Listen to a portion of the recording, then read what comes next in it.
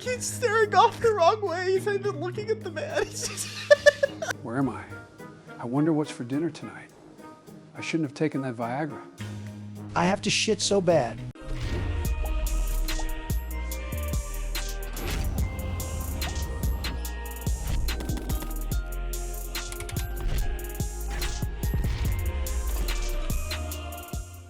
Before we get to the video, please like, comment, subscribe, share it to that uncle who's a communist.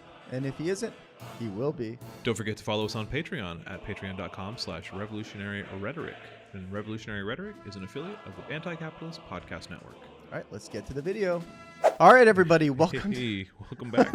Yeah. Oh my God, I almost died. Yeah. Yeah, like I legit almost died. Yeah, so sorry about that. We were supposed to go live last week. Yeah, last Thursday during the debate, we had a plan to go live, and then Kanan died.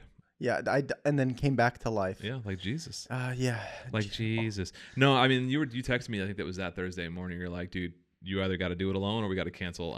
Fuck, I have food poisoning. And I was like, yeah. Dude, it was, I was so ready too, because like I got up, I making myself some food, I went to the gym, I came back, I started preparing for the show. And next thing I know, whoa, yeah. You think it was bad eggs, you said? Bad eggs. Yeah. Yeah, dude. I almost don't wish that rough, upon buddy. my worst. I rather do hard labor than ever fucking experience that again. Because, yeah, make sure your eggs are good. Otherwise, you go poo-poo and puke at the same time, okay? Yeah. I had food poisoning not that long ago, like a month ago maybe. It was awful. God, man. Yeah. I haven't had food poisoning in a while. It wasn't quite that bad. It didn't last as long as yours lasted. It was like just like a couple hours of just intense vomiting and intense diarrhea. And then I was just like, oh, all better. Well, I had like intense vomiting and diarrhea for like 5 hours. Yeah. And then it was like really bad stomach pains Yeah, like for a little stomach bit. cramps? Yeah. And then the next day I was queasy, and then like slightly queasy the day after that. And so I I was fine the completely next day. So there was like 3 full days, and I was completely back to normal. But dude, yeah, make sure your eggs are good. Yeah. Wow.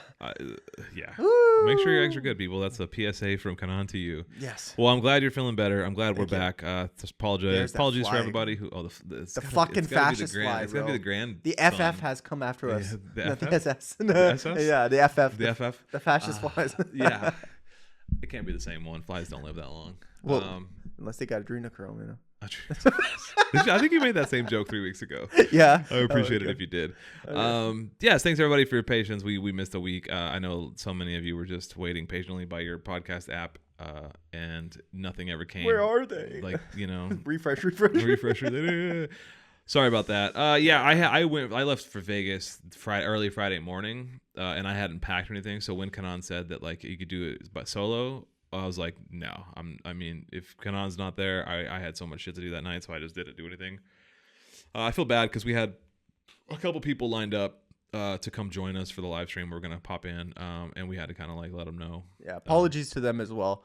Yeah, if you're listening to this and you had plans to come, we did not do the best job of communicating that either. I think a couple people were like messaging us like at start time, like, hey, what's the Zoom link or whatever.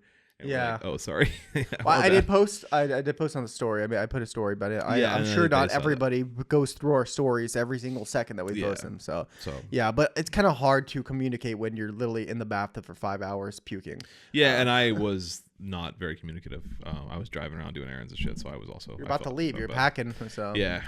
And then I had a nice Vegas trip, and now I'm back. Yeah, how was that? It was fun. It was good. It was some old friends from Portland that I hadn't seen in a long time, and then it was like kind of a pseudo engagement party / bachelor party / bachelorette party, because everyone was there. It was a bunch of couples, and so it was men and women. So it was like the bachelor and a bachelorette party at the same time in the same place. Yeah, but it wasn't the actual. I mean, we just did a bunch of pub crawls. We did a bunch of like cool shit together. Oh, okay, It was just like a weekend of like planned stuff. The guy planned it. The guy who like orchestrated the whole thing. Yeah. He had us like minute to minute plans from like the second we got there to the second we left. Something we had a ticket to something. Yeah, which I kind of like, because then I don't have to think. I just go where he tells me. Yeah, but also sometimes the chaos and like the sometimes you want to go gamble. Part. Sometimes I just wanted to go. At one point on like the second day, I just kind of wanted to go like play some poker or whatever, hit some blackjack tables, and it was like, no, we don't have time for that. We got to be at like the other side of town at 4 for these tickets. I'm like, okay, let's go. Yeah, so it is what it is. Yeah, it was fun. It wasn't quite like that, but we went to a BattleBots taping, which was fucking dope. Did you ever watch BattleBots? Battle bots. Yeah. Is that those things like those people like make machines to fight each other? Dude, I see that shit on TikTok. Comedy Central and Discovery. It's now on Discovery. It used to be on Comedy Central. Before that, it was on whatever channel it was. But yeah, like the engineers make these like big deadly robots. It's low key kind of cool. You guys should check it out. It's way more than cool. And I was at a live taping in Las Vegas where they film it. I was in the studio audience. Yeah, and when they pan the camera around, I'm in one of the frames. So when it comes to Discovery, I'll take a screenshot of me like in the audience. Hype as shit. It was dope, dude. Like it was cool. Like it was the Destructathon, so it was like this marathon. It was 2.5 hours of like 7 or 8 matches, and man, those robots just tearing each other up was so fun to watch. That was like my childhood come true. I used to love BattleBots when I was a kid, so that was a big fun for me. So that was part of he's surprised. Everything was a surprise too. So he had all these tickets for all this stuff, and he'd be like, "Okay, we're seeing BattleBots." We're like, "Fucking dope." Right after BattleBots, it's a strip club. No, we never did anything like that. We had a really actually after BattleBots, we went to this German beer house. Dude, that sounds like such a fun time. Are you kidding me? After the German beer house, he had reservations at like one of the finer dining places in Las Vegas. We had like a very expensive meal. I had this steak that was just like it just melted in your mouth. This sirloin, it was delicious. And then after that, we kept doing stuff like that. Yeah, it was cool. Sounds kind of nice. It was a fun trip. Like I said, it's nice to not have anything planned. Nice to like not have to plan anything and just like have everything planned for you. And he paid for everything, and he's just billing us. He's just like he's gonna tally up all the receipts and just send us a bill for the split 7 ways or whatever. So it makes it just so easy. Yeah. So 100%. Yeah, and then now I fly out to Tucson in a week. So and I got back from Chicago the week before. God damn, man.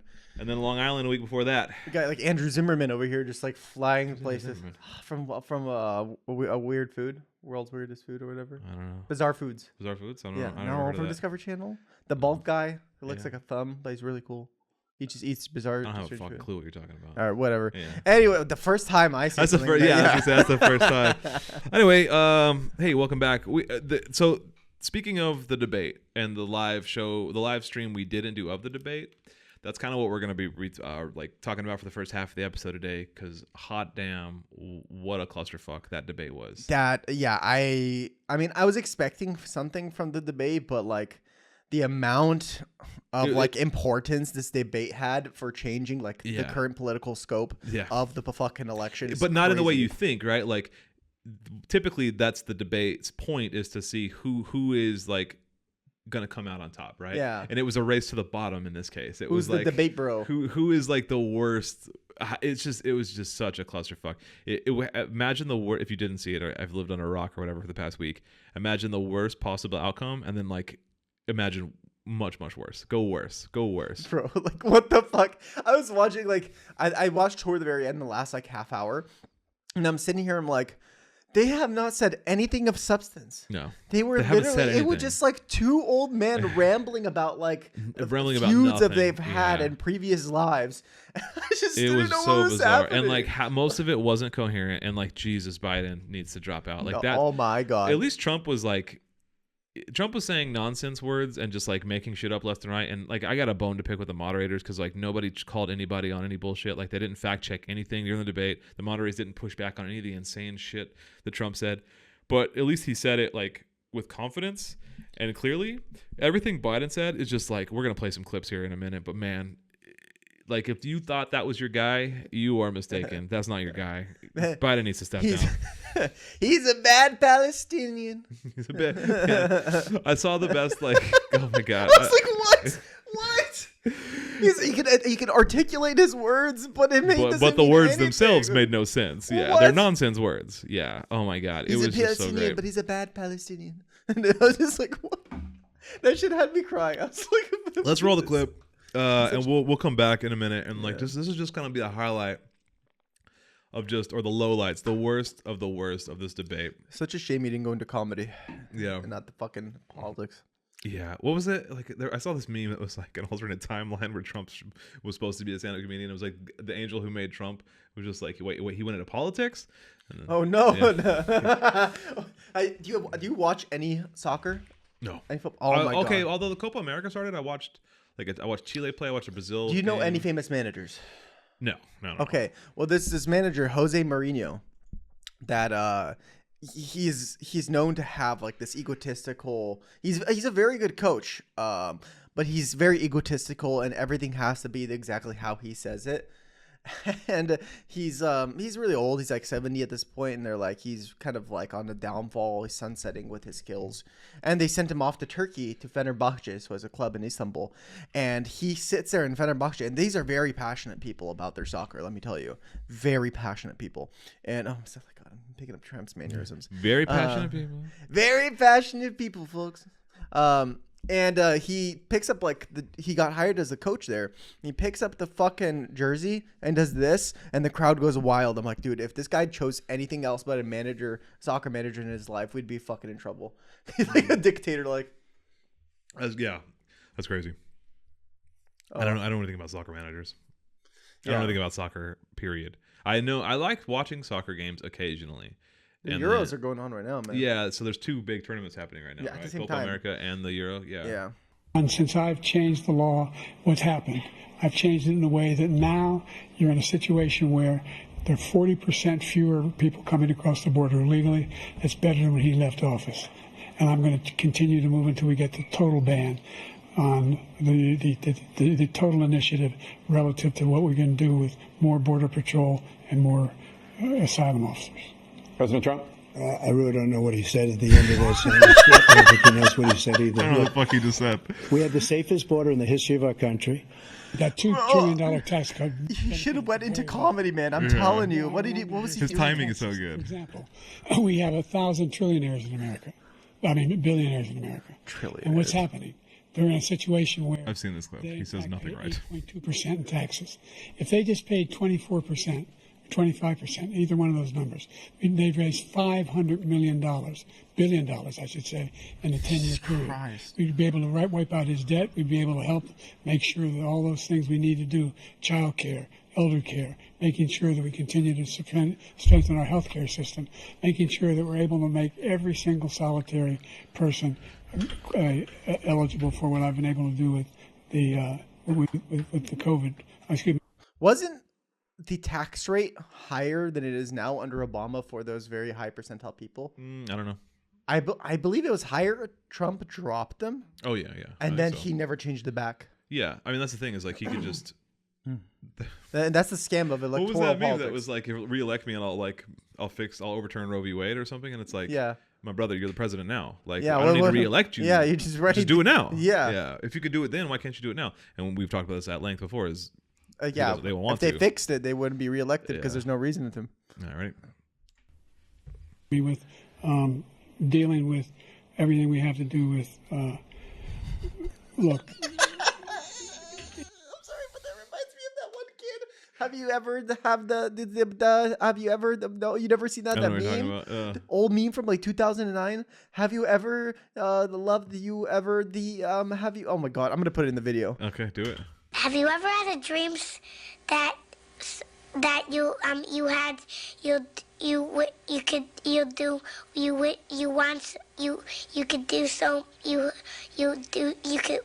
We finally beat Medicare. Thank you, President President Trump. Wait, why are we beating Medicare? Well, he's right. He did beat Medicare. He beat it to death, and he's destroying Medicare because all of these people are coming in. They're putting them on Medicare. They're putting them on Social Security. They're going to destroy Social Security. This man is going to single-handedly destroy Social Security. As far as the abortion is concerned, it is now back with the states. The states are voting. In many cases, it's frankly a very liberal decision. In many cases, it's the opposite. But they're voting, and it's bringing it back to the vote of the people, which is what everybody wanted, including the founders, if they knew about this issue, which, frankly, they didn't. But they would. So how could they want it? Everybody wanted. They wanted it if they knew about it, but they didn't. But they wanted it. He wasn't able to get it. Everybody wanted it brought back, and many presidents had tried to get it back. I was the one to do it. And again, this gives it the vote of the people, and that's where they wanted it. And just 1 second, he said we killed 3 people. The people we killed are al-Baghdadi and Soleimani, the 2 greatest terrorists, biggest terrorists anywhere in the world. That had a huge impact on everything, not just border, on everything. He's the one that killed people with the bad water, including hundreds of thousands of people dying, and also killing our citizens when they come in. Well, Trump also just said he killed hundreds of thousands. They're killing our people in New York, in California, and every they're just saying shit. We don't have borders anymore. And that's what's fucking up is that the monitor said nothing. World War II. Bro, like He's staring off the wrong way. He's not even looking at the man. Where am I? I wonder what's for dinner tonight. I shouldn't have taken that Viagra. I have to shit so bad. God, what a fucking nightmare dystopia shit we live in, man. It's funny. I'm sorry. Yeah. This is so funny. Cemetery, World War I cemetery he refused to go to. He was standing with his 4-star general, and he told me, he said, I don't want to go in there because they're a bunch of losers and suckers. My son was not a loser, was not a sucker. You're the sucker. You're the loser. President Trump? What? First of all, that was a made-up quote, suckers and losers. They made it up. It was in a third-rate magazine that's failing, like many of these magazines. He made that up. He put it in commercials. We've notified him. We had 19 people that said I didn't say it. And think of this. Who would say I'm at a cemetery or I'm talking about our veterans? Because nobody's taken better care. I'm so glad this came up, and he brought it up. There's nobody that's taken better care of our soldiers than I have. To think that I would, in front of generals and others, say suckers and losers. We have 19 people that said it was never said by me. It was made up by him, just like Russia. Look at Biden's face. Just like the 51 intelligence he's agents are melting. made up. He Just died. Like the thing with the 16 economists are talking. It's the same thing. 51 intelligence agents said that the laptop was Russia disinformation. It wasn't. That came from his son Hunter. Perfect system. No notes. Disinformation. He made up the suckers and losers, so he should apologize to me right now. 4-star general standing to your side who was on your staff who said you said it, period. That's number one. And number two, the idea that I have to apologize to you for anything along the line. We've done more for veterans than any president has in American history. The crimes that you are still charged with, and think of all the civil penalties you have. How many billions of dollars do you owe in civil penalties for molesting a woman in public, for doing a whole range of things, of having sex with a porn star on the night while your wife was pregnant? I mean, what are you talking about? You have the morals of an alley cat. What does that even mean? I didn't have sex with a porn star. And the idea he did, though. Talking about all this being fabricated. We saw with our own eyes. We saw what happened on January 6th. We saw the people breaking through the windows. We saw people occupying his own vice president. Look, there's a reason why 40 of his 44 top cabinet officers refused to endorse him this time. His vice president hasn't endorsed him this time. So why? Why? They know him well. They serve with him. Why are they not endorsing him? And by the way, with regard to prescription drugs, one company agreed that they would reduce the price to $35, which I was calling for, one, voluntarily. I made sure every company in the world, every pharmaceutical company, cannot have to pay. Thank you. And by the way, and by the way, He just stares at the camera for a second. Economists, they all said that if Trump is reelected, we're likely to have a recession, and inflation is going to increasingly go up. And by the way, worst president in history, 159 presidential scholars voted him the worst president in the history of the United States of America. What do you say to voters who have concerns about your capabilities to serve? Well, I took 2 tests, cognitive tests. I aced them. I've seen them. As you know. What I love about these cognitive tests, man, woman, camera, I'd like TV. to see him take one, just one, a real easy one. Like go through the first 5 questions, he couldn't do it. But I took 2 cognitive tests. I took physical exams every year. And, you know, we knock on wood wherever we may have wood, that I'm in very good health. I just won 2 club championships, not even senior. 2 Well, regular start club talking about golf. championships. To do that, you have to be quite smart, and you have to be able to hit the ball a long way. And I do it. He doesn't do it. He can't hit a ball 50 yards. He challenged me to a golf match. He can't hit a ball 50 yards. I think I'm in very good shape. I feel that I'm as in both of them are just like dying. 25, 30 years ago. Bodies are rotting in front of us on live television. But I'm in as good a shape as I was. You can't hit the ball 50 I feel very yards. good. I feel the same. But I was willing to take a cognitive test. And you know what? If I didn't do well, I aced them. Look, I'd be happy to have a driving contest with him. I got my handicap, which when I was vice president, down to a 6. What? It's a golf thing. Like it's like how good of a golf game he has. If you carry your own bag, think you can do it? That's the biggest lie. He's a 6 handicap of all. I was an 8 handicap. Yeah. 8. But I have, you know how many? I've seen you sweat. Also, just admitting that during his vice presidency, he just played golf. Let's not act like children. Let's see what your numbers are when this election is over. Let's see. You're a whiner. When you lost the first time, you continued, you appealed and appealed to courts all across the country. Not one single court in America said any of your claims had any merit, state or local, none. But you continue to provoke this lie about somehow there's all this misrepresentation, all this stealing. There is no evidence of that at all. And I tell you what, I doubt whether you'll accept it because you're such a whiner. The idea if you lose again, you accepting anything, you can't stand the loss. Something snapped in you when you lost the last time. Yeah, so that's basically what it was. Just that for an hour and a half. Oh my god! It was nonsense. It was nothing of substance. It was just somebody cheap come attacks. Get their grandfathers. Oh my god! It was just debating golf scores, and it's just nothing. We're doomed. Yeah. We're doomed to the country. So fucked. Yeah, I'm waiting for like the conspiracy theories to come out and start talking about fucking ancient aliens or some bullshit. I will say that like after this debate, for the first time I've ever seen, a bunch of people like immediately took to CNN, like all of the CNN like spin after in the room after the debate, they all go into haywire and they start just like doing commentary and analysis of the debate. There was not an insignificant amount of them that was just like, yeah, Biden needs to resign. And it was just all these people coming on, all these different guests, these pundits and these Democratic operatives, and just like different people saying like, no, Joe Biden has to step down. This was so much worse than we could have imagined. Like, he's clearly not fit to lead. He's clearly doesn't have his mental faculties. He has to sit down. And that's kind of been the conversation for the last week is like, homie's got to go. Like he clearly can't answer a sentence, like clearly, like with any kind of. Yeah, I mean, it's honestly, it's not just like mainstream media. I mean, the fact that mainstream media is even bringing up the question as if we haven't been saying this shit for years, it's kind of sad. But it's for the first time they ever have. But that kind of gives it that validity of like, okay, so something is going on. Mm-hmm. Now they can't really hide behind that, the mainstream media's curtains. But I recently saw a poll. I forgot where. I think it was on Twitter. And it wasn't a Twitter poll. It was just shared on Twitter, by the way, which is a whole different thing. Yeah. That 69% of Americans thought that Joe Biden shouldn't run. Mm-hmm. So it's not whether they think Trump should win. It's just should Joe Biden specifically run. 69% said no.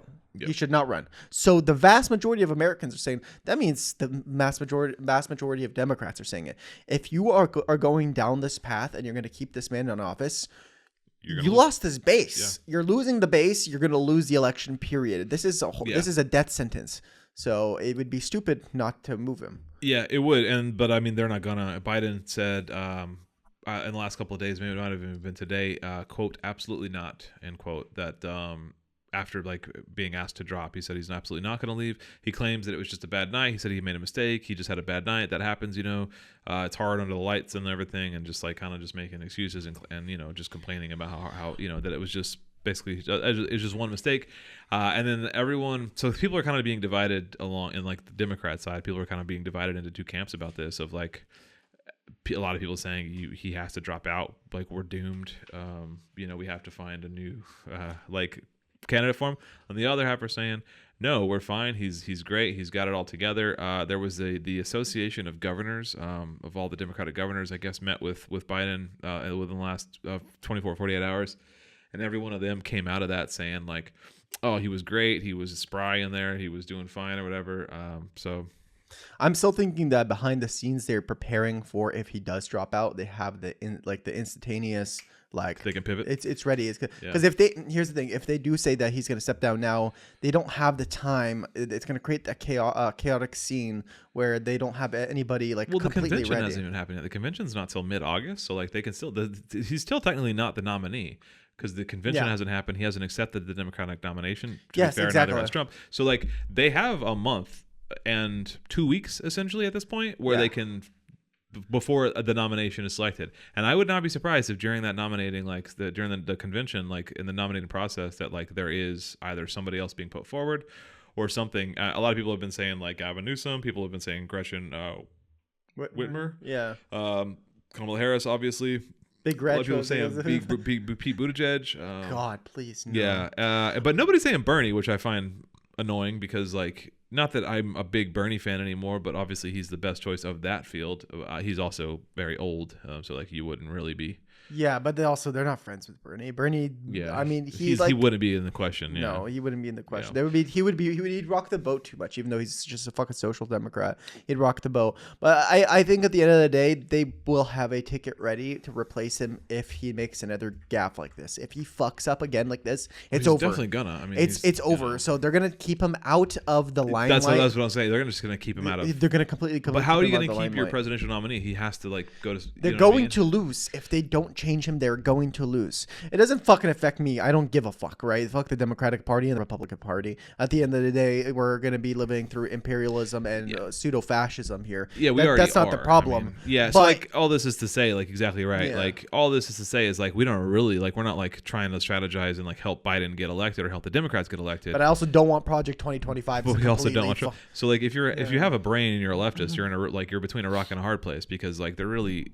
isn't a lot of differences between these candidates and like Trump, but throw Bernie in there, and I will vote for you. Sure, I'm sorry. I will break my oath. I'm not voting for the Democratic Party anymore. I hang out with a lot of like, obviously being like a Marxist-Leninist, I hang out with a lot of like leftist people, but I also hang out with a lot of like centrist or not centrist, but I hang out with like a lot of liberal people and just kind of vaguely progressive leaning people. Some people just aren't political. They have no clue. Not that political, or at least not to the extent that I am. But like, I don't know anybody that's like voting for Biden anymore among like my millennial friends or whatever. Like they're all like no because of Palestine, mostly because of just like the other like the cognitive ability. I have a couple people I know that are like probably going to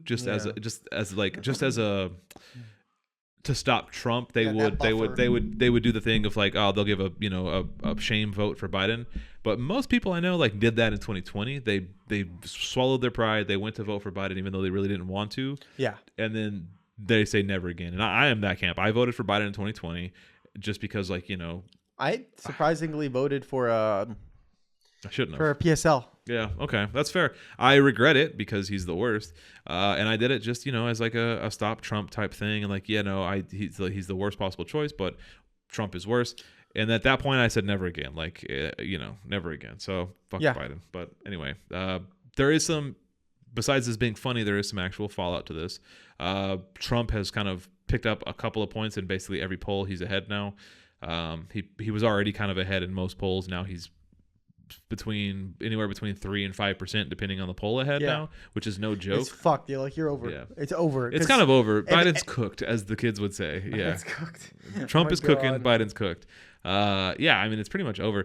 There have been, as far as public people calling for Biden to step down, there's been a few anonymous White House, a few anonymous Democrat House members that have come forward and like spoke to Jake Tapper of CNN and like given these quotes, but they remain anonymous. There have been 2 House members that have not remained anonymous. They have come out and like asked Biden to drop. Basically, the first was Lloyd Doggett of Texas. Yeah. But the second was my old hometown of Tucson, Arizona, Raul Grijalva, I still always like Raul Grijalva. He always seemed like kind of a badass. He's now the second Democratic House member to come out and like publicly ask for Biden to step down. Shout out to Raul Grijalva. But he did say if he's a candidate, I'm going to support him. But I think this is an opportunity to look elsewhere. What he needs to do is shoulder the responsibility for keeping that seat, and part of that responsibility is to get out of this race. So, dog, you're 81. You just go to the national convention, be like, listen, folks, I'm getting old. Yeah.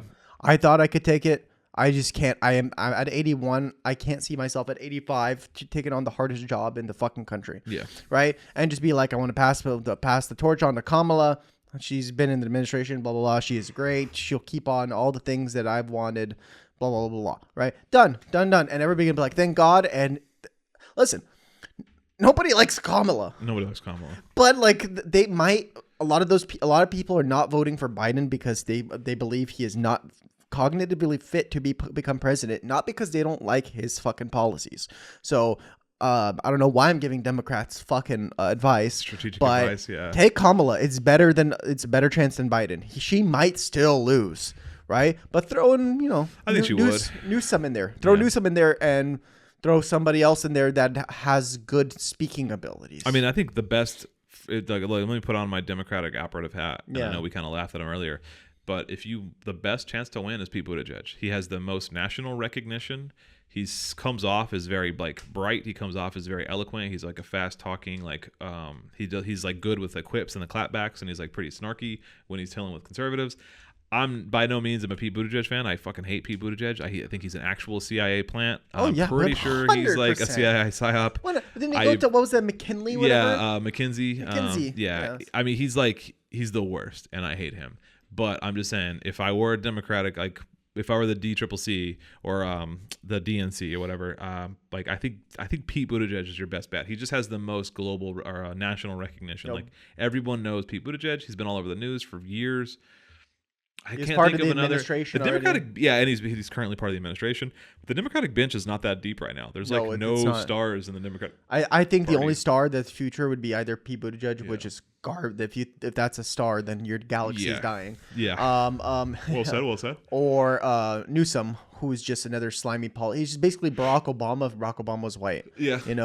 It's just the cadence of his speech, and like he's attractive, and so I guess it's conventionally attractive for the most part. For a politician, conventionally attractive white male. Yeah.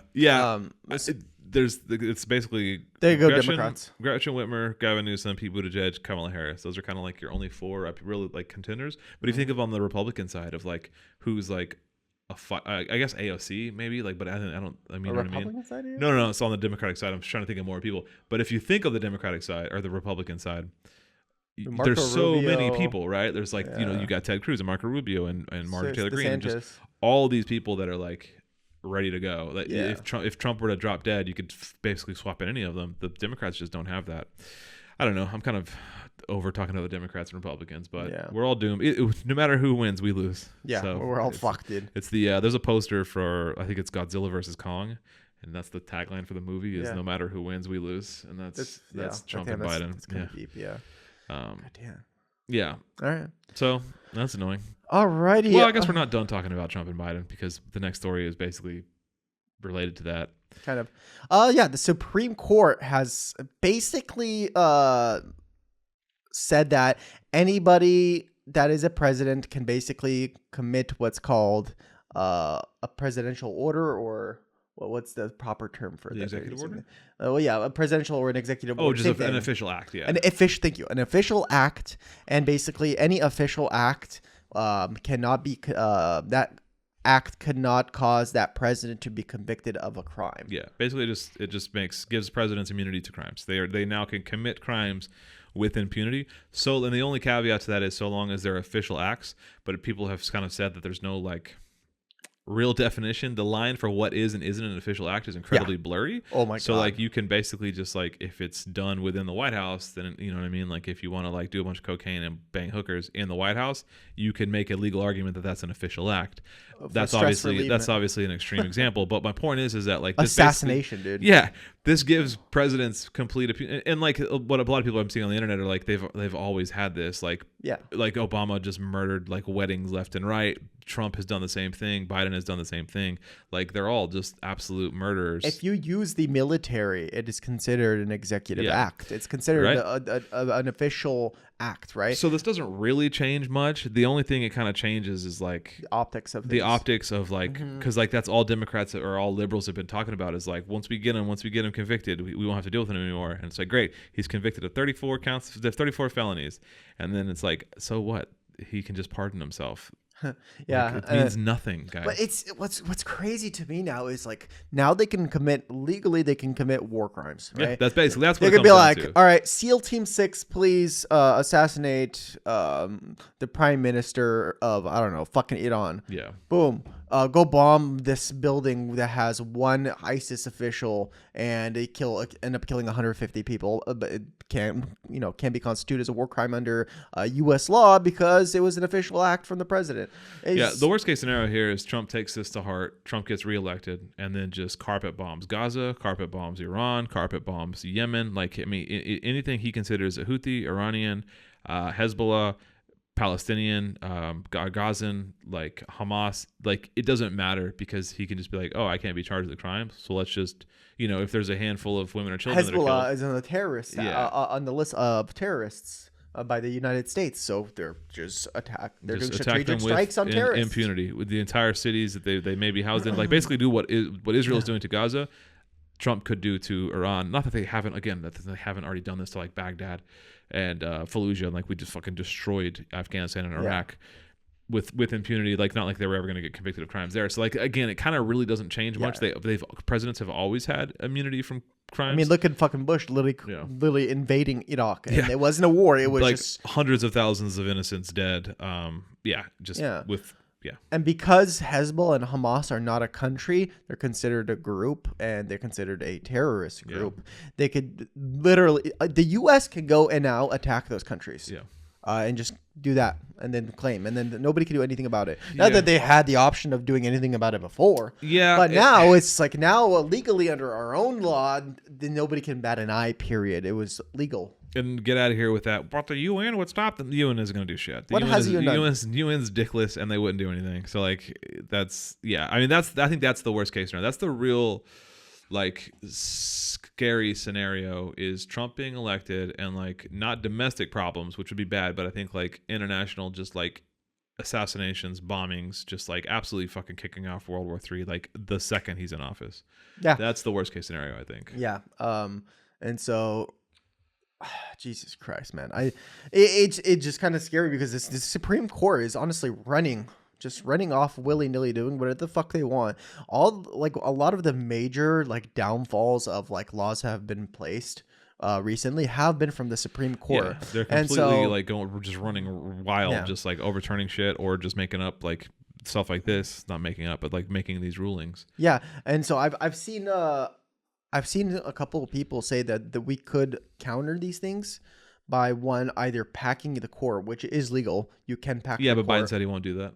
Well, because he's a fucking pussy, but he should do that. Well, that's the thing too. Even regarding this law, he said he's going to act within like he's like this doesn't change how he's going to act because he's just going to act within like the scope of what's reasonable to begin with. Well, I thought we're fighting fascism. Yeah, what happened to fighting fascism? But it's more about just keeping status quo. That's what we were joking about earlier. Is like this now makes it totally legal for Biden to just go unalive the Supreme Court. Just fucking take him out. Like that's fine.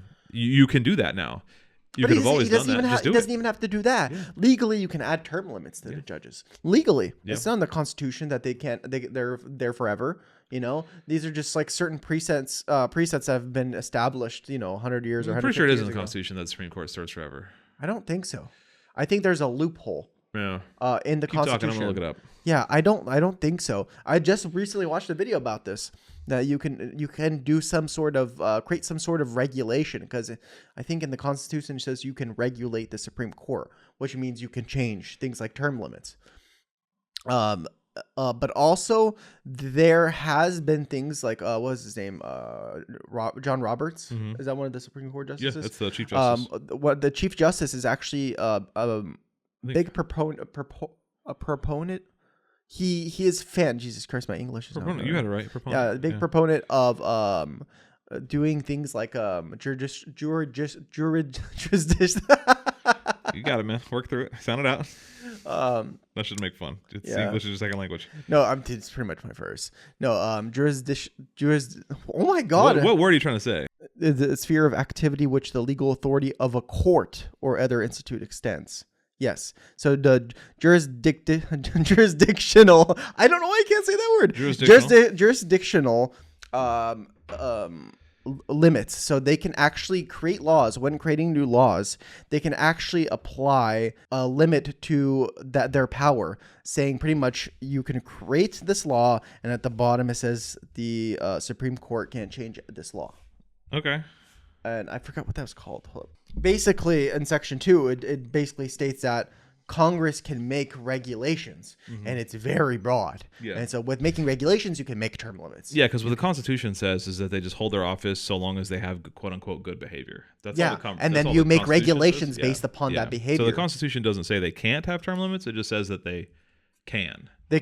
Basically they can say there as long as they have whatever good behavior it is. But if you can have Congress make some sort of law creating regulation, which is what they've done.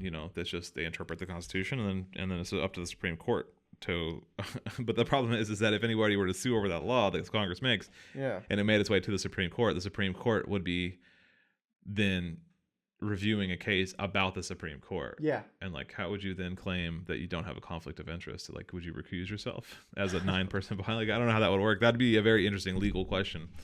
But yeah, so we took a little break and then found out that, yeah, the question about term limits to the Supreme Court. So yeah, you're right. Like, apart from this crime immunity thing, like, far from joking that they should just be put down, like, Congress at any moment could just like limit their term if they wanted to. So to counteract this, basically, Congress could push whatever they want to make sure they regulate. But I don't think that's gonna happen. Yeah, I mean, if it hasn't happened by now, it won't. And like, I'm just saying there is a solution to this. And then regarding packing the court, Biden has also said that like, no, we don't do that. But everyone's like, no, you should do that. Pack the court, make regulations to, like term limits and shit like that. Yeah. And then when creating new laws that you do not want to be overturned, basically have a clause in the law that says that Supreme Court cannot pretty much shut this law down. Yeah. What Biden should do, what a really base thing to do would be to like add like 9 seats to the Supreme Court, make it 18, add 10, make it 19, so it's an uneven, and then just add a bunch of 30-year-old judges in there. And the Democrats control the Senate. They just, although I think you need. Well, right now we have 9, and I think they were saying to push it to 13. Yeah, you just need a simple majority to confirm a judge, though, right? Correct. It's just a simple majority? Correct. Okay, yeah. So actually, I would look that up. Yeah. I would look that up. Simple majority, so just 51. Yeah. That's 50 plus Kamala Harris. Yeah. Because there's 50 Democrats in the Senate, I think. Yeah. Yeah, and so the VP after that. Yeah, so it's 51 to 50 would be every vote. So yeah, you could just expand it to 30. You don't have to do it 19 or whatever. But do it 50, 51, make it 101. Fuck it. I'm just saying, like, it doesn't matter. The point is that like you could just you can make it so that 101 just makes it seem like you're doing this like maliciously. Yeah, sure. And then the Republican one will make it 300. I'm just saying like, but like just do it so that you'll never lose a decision again. Like they could just like. That's something that the Republicans would do. Like, you think Trump? Oh yeah. If Trump, 100%, Trump will do that if he gets in office again. And like the thing is, the most frustrating thing of all this is like all the shit that like Biden says, oh, we won't do that. You know, we're honorable. Like once I'm in office, the country will be honorable again or whatever. And it's like, dude, no, they won't. This is war. And like Trump will do all of these things. Republicans do all of this shit, and Democrats are always just so scared to do it. It's very frustrating because Democrats are always scared to do what Republicans already do like well. Republicans just play this game of politics honor better. and decorum. I'm like, these people would hang you by a fucking rope. Are going to hang you. Like, like, dude, Jesus Christ, they were just they were ranting about hanging Mike Pence, their own fucking Republican, you know, because he like did one sidestep of Trump after being loyal for 4 fucking years and swallowing his fucking cock. And they wouldn't hang like AOC or like Raskin or any of these people. Like, no, they're gonna go like. They're going to kill you all, and you need to take this seriously. Yeah, so pack the courts. Yeah. Pack the courts for the sake of our fucking country. And our country, but the people that are living in it. Not the country, not the institution of America and democracy. I'm talking about the people that live in this country. Yeah, 100%. Because, like, as much as I hate the fucking Democrats, the Republicans are cooking up something this term. I think there's going to be some... If the Republicans do win... I think this is going to be like a major thing. I think so too. I think there's going to be some big changes. I think that would be like the Handmaid's Tale takeover of like when they just kind of like they pack the court, they outlaw the Democratic Party. Trump's going to come in and he's going to pack the court for you. Yeah, they're going to come in because of the poor debate, because of just America's complete like hatred of Democrats and just lack of enthusiasm behind any Democrat. Like that hatred of Biden is rippling down, and like once comfortable Democratic seats in the House and the Senate are now a little shaky from right-wing attacks, like from Republican attacks, because of how much people just like don't like Democrats right now. And that is like that red wave that everybody feared for 2020 and 2022.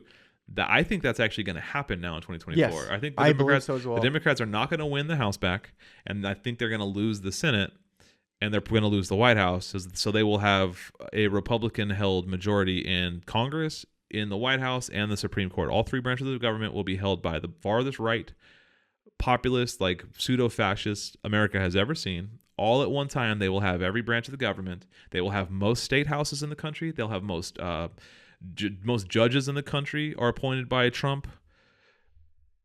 Like the Republicans will own the country, both on the city, state, and federal level. It will be just like MAGA Republicans through and through. And once 2025 ticks over and Trump is sworn in, and all those Republicans are sworn in all across the country, then they're just going to start ramping up anti-LGBTQ, anti-gay, anti-black, anti-woke, anti-us, anti-communist for sure, bro. Yeah, you're a foreigner and you're a communist. You're cooked, bro. So they ain't ready for me yet. You can hang out in my bunker down here with all the guns. Yeah. Bring over. Yeah. But yeah, I think it's, and again, I'm not saying like to go out and like vote for Biden. I'm just saying to prepare for that like inevitability that like Biden will lose whether you vote for him or not. And you just got to prepare for that. Listen, we're not saying there's going to be some fucking civil war, for fuck's sake. I am. But I don't think I'm not saying there's going to be civil war, but I'm saying there's just going to be shit like that. There's just going to be like all of these random bills that we've mentioned over the past few months of like what Missouri's doing, what Louisiana's doing. You're going to see those just ramp up. Exactly. You're going to see these marginalized groups that are already being like pretty punished and pretty oppressed. That's just going to crank to 11. Yeah. No, I see. I believe that. I don't think there's going to be a physical war. No, I think basically they're just going to be fucking. They're going to take over and they're going to fucking institute all these laws. And they've set this out when they fucking open. Like they have like a whole project 2025 or whatever. You know, they set this out in the open. We know what they're going to do, right? But the problem is like, even if you put the fucking Democrats in, that's not going to do it. That's not going to fix much or change much because they literally overturned Roe versus Wade with Biden in fucking as a president. Yeah. They're instituting laws in Louisiana and Missouri and Oklahoma, all these fucking conservative ass laws while he's president. So what's the fucking difference? We're slowly getting to 2025 or we're going to just go straight into it. Right? Fuck, man. I'm not an accelerationist, but like, if this is what it has to come to at the end of the day, for people's fucking eyes to open. Yeah, this isn't accelerationism. I think that's like a different thing. This is just like preparing for like what is, I would argue, like inevitable. I wouldn't say this is like purposeful acceleration where I'm purposely voting for the I don't opposites. hope for this. I'm not like I don't want this, but I'm just explaining what is going to happen. But recognizing it for what it is not accelerationist. Like this is what is going to happen in like 90% probability, and like kind of preparing for that. I don't think there's anything wrong with that. That's not accelerationism. Bro, I think I just put two and two together. MAGA communists are just accelerationists. And this is their way of like accelerating. Oh, they've been 200 IQ play? Yeah, bro. They're playing 6D chess right now. Playing 6D chess, dude. The MAGA communists, dude, they won. Oh my God. They're just major accelerationists. Midwestern Marxists over here are like, you know what? We're going to fucking, we're going to boost this shit up. I want the revolution in my lifetime. Yeah. Well, I mean, that is what I've said about like, not accelerationism, but like that is the positive side of these things happening, is that you see a huge influx of memberships rise in communist parties and donations to communist parties, like Black Lives Matter movement. That all happened under Trump. So like the George Floyd protests, these massive inflation of members to communist parties and stuff, all that happens under Trump. And then Biden gets in office and you see those numbers dip. People leave Communist Party, people leave Black Lives Matter movements and stuff, because it's like all the people that were kind of fair weather friends went out to brunch. The good thing about being in Trump, if there is such a thing, is that everyone gets really angry about the kids in cages all of a sudden, so that you can help the kids in cages. The kids are still in cages under Biden, but the liberals don't care anymore. Yeah, but when Trump is in office, the liberals care about the kids in cages. And like for me, as like the person wanting to help the kids in cages, I don't care why they want to help, so long as they're giving money and like supplies to the cause to help. Exactly. I care why they care. I think it's I think it's hypocritical and cynical of them. But at the end of the day, if they're helping their community, if they're helping these kids in cages, then I don't give a shit if it's Trump or Biden, so long as the kids are being helped. In my head, the only way to process some sort of revolution in this country is to have people really understand what the third world is like, in a sense. And to process that, we need to put people under certain amounts of strain. And I think this is going to do it for them. Accelerationist. I'm not an accelerationist. No, I know, but that's you're going to get called that for that statement. Though. I do not want this to happen, but I believe that the outcome of this happening will cause people to become a lot more aware, and which will help our movement, in a sense. It will also be bad for the movement, because we'll also have a lot of opposing authority looking over our every single move, if not cracking down on us, which is quite fucking scary. Like I don't want to. I do believe in free speech, in a sense, where like I can believe what I did, that you can have a country where a communist can be there and believe that without, getting jailed. Sure. That'd be fucking nice. Yeah. So, like you said, there's mostly negatives. There is a positive. And I just want to look positively. If this invigorates you, if you're fucking saddened, don't be. Please come and join any sort of socialist party. There's that very classic meme, which is like, don't let injustice sadden you, let it like radicalize you. I just posted that on our Instagram. Yeah, I saw that, and I post that to my story like every year or so. I've just been reposting that because it pops up on my feed every now and again, and it's very true. Like when you see like these people being like treated like shit in the street, don't go home and cry about it. Fucking fight. Join a mutual aid group and help them. Like that's the correct response to that. Is like go help, go do something about it. Like just crying about it it's fine to like it's fine to let it affect you, but without action, then that's just liberal shit. Like just complaining about it on social media is not enough. Going out there and actually helping is what you need to do. 100%. And the way you do that is like Kanan just said, like join a political party, join a mutual aid group, join an organization. And there's like still Black Lives Matter groups that are doing a bunch of cool stuff. There's still any number of communist, Marxist, leftist organizations that are doing stuff. Get organized. Join a union. Join a political party. Go. I support. Go buy a gun and train with it. Like get comfortable with a gun. Like get comfortable with like different parts of or different types of guns. Like get comfortable with like. And also for self-defense, just for clarification. Yeah, for clarification. Like that's there. Like it blows my mind when I see like queer or like trans people or like marginalized groups poo-pooing guns, and I'm like, you have grossly misunderstood like your own like future in this scenario of like I think I realize I'm in the minority here, but I think like if you're a queer person, you absolutely need to be like proficient with firearms. Protect yourself is what he's saying. Know how to protect yourself. Learn how to protect yourself. I also, if you are in the leftist sphere for leftist media, basically if you're a content creator or podcast or whatever, get together with other content creators. Start making networks. Start making a community. Start making networks. We all need to be constantly like this huge network. And the left is really good about that. Yeah. Like left content creators are very good about we've been very good about this, but we need to get more in depth. We need to share each other. We need to like come together to create this like rigid network. So when something goes down, we all have the signal and we all know what to say at the same time to send information across. The same case word. In point is like we got news today in a leftist like online group we're in where like news is shared, and somebody posted something there that we had neither heard of or it was on our radar, and even like looking at it, we were finding a very hard time finding like any kind of mainstream news outlet talking about that. And I think we should save that for next week. We should pivot to next week and just go more Middle Eastern heavy because we didn't talk about Israel, Gaza this time. Yeah. And talking about Houthis right now would kind of be out of left field because we're over an hour in and we got a good roll. But the point of that is that there was some really really vital information that I think is really like necessary to know. But nobody's talking about it, and we only learned about it because we're in this like network of leftist content creators that like share information with one another. But then if we all come together and we share that information on Instagram, Twitter, or whatever, we all have it.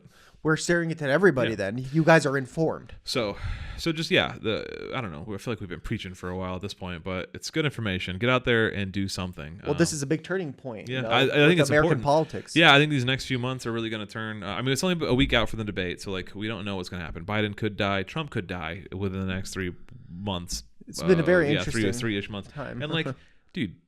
No, 5 months. There's fucking 5 months, 4 months of debate. It's not until the election. It's not till November. Yeah, I thought it was like 2 months July. away. So August, September, October, November. Yeah, it's a little less than or a little more than 4 months away. Anyway, the point is that a lot can happen in 4 months. We'll know more. The convention will be, I think it's like August 14th, 15th, 16th, something around there. The Democratic convention, the Republican convention is around the same time. We'll know a lot more then, although I don't think there's going to be any surprises from the Republican convention, but I would not be shocked if there were surprises from the Democratic convention. Maybe it's in Chicago too, which is historically relevant. Are you familiar with the Chicago, the Democratic convention of 1968? No. The riots, Abby Hoffman and Jerry Rubin and the Yippies and all that. No, that's too much to get into. I'll prepare a little section. As we get close, give me some time. As we get closer to the maybe the episode before the convention, I'm going to go into a little bit of history about the 1968 Democratic Convention when LBJ stepped down after taking over for JFK. It was a fucking shit show. Rioting in the streets. It was the Vietnam War protests. It got out of hand. It was a whole thing. It's fascinating. This election cycle kind of like has echoes of that. Yeah. Okay. So like it's relevant to talk about that. We'll talk about that in a couple weeks. And then Nixon took over as because like the Democrats were Herbert Humphreys. Humphreys was his name, I think, the Democratic nominee. But it was just they were a shit show. They were a nightmare. They were unorganized. I don't want to get too deep into it, but it has a lot of echoes of what we're dealing with now is the 68, and like what we learned there was that the Democrats got walloped, and like it was just a nightmare. But I'll do a little write up like I did for Pride Month, a little like half hour kind of story. We'll talk about that not next episode, maybe the next episode. Let's focus on the Gazan situation. We'll talk about this Houthis because there's some interesting stuff going on with the Houthis.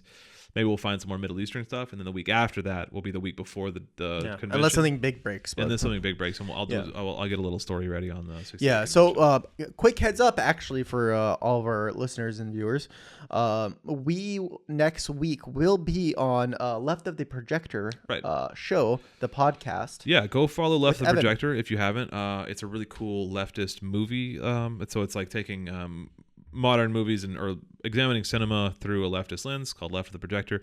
We're very excited to go to be on his show next week. Very excited. I think we're recording on the 10th, which is a week from today.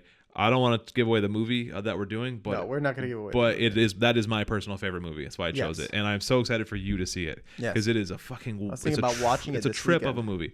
Yeah, I think I'm going to watch it multiple times. I recommend it. That movie has layers. Yeah, it's good. So I'm going to the first time I'm going to watch it is going to be alone, and I'll have a notepad, and I will like every single time I notice something, I'm going to jot down. Might be a few pages long. The second time I'm going to watch with my lady. I would say do that in reverse. Enjoy it the first time. Okay. Just take it in the first time. And then the second time, go back through and like, because you don't have to look for the plot. You can look for the details. Yeah. You don't want to like be writing your first time through because you're going to miss stuff. It's not the kind of movie where you really miss stuff. It's not that. It's like an action movie, but like it's just saying it's just an action movie. There's a lot of nuances there. There's a lot of nuance. Anyway, we've been rambling for a while now. We're gonna get out of here. The next week also will be like a shorter episode because the same day we're going to be doing. Yeah, well, we have to do it back to back, so we'll stay tuned for the Left of the Projector episode. And stay tuned for our we'll just do some Middle Eastern updates. Half hour to 45 minutes or something like that. A quick like Middle Eastern update because we haven't talked about Gaza. Once you watch that, switch over, go watch his podcast. Yeah, make sure you subscribe to Left of the Projector now so that you get that on your feed. And give him a 5-star review because it's a 5-star show. Speaking of, give us a 5-star review. If you're watching this on YouTube, like, comment, share, and subscribe. If you're watching this, if you're listening to this on just your podcast audio app of choice, leave a 5-star review. Leave a review. We'll read those out as we get those. We do have a 5-star review, or 5 stars on Apple's podcast. So yeah, we have like 4 or 5. Yeah, 4 or 5. But you know what? 5 out of 5. Yeah, 5 out of 5. We're 4.9. We're 4.9 or something on Spotify. Yeah. You bitch, whoever did that. Fucking asshole. Yeah. Hey, honestly, it's okay. Yeah, no, it's okay. It's honest rating, you know. Yeah, honest rating. Yeah, we as Marxists, we welcome self-crit. So there you go. Follow us on social media: Instagram, Twitter, TikTok. That's it. Instagram, TikTok, and Twitter. Yeah, Revolutionary Rhetoric. Else? I forget sometimes. There's so many fucking. I don't know if we're on Threads, but who's on Threads a lot is Turn Leftist, and really? I see them like they're in everybody's comments like talking shit on Threads. I don't know how he keeps up with everything. I don't know. He's like 15 posts a day. Yeah, like multiple feeds. He did.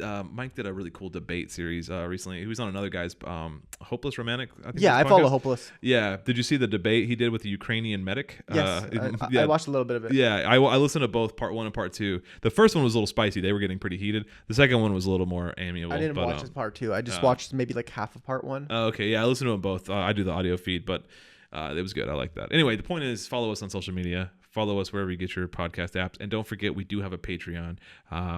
we have multiple tiers, multiple benefits, multiple packages, and I think we're ready to say just follow our Discord.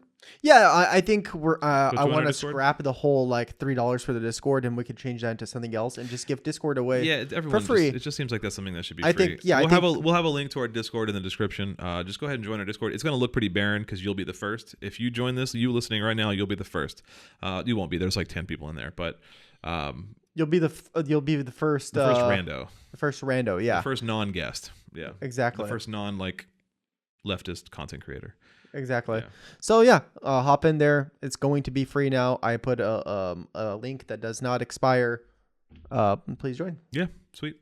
Well, with all that said, get out there, join an org in your community, and stay safe, guys.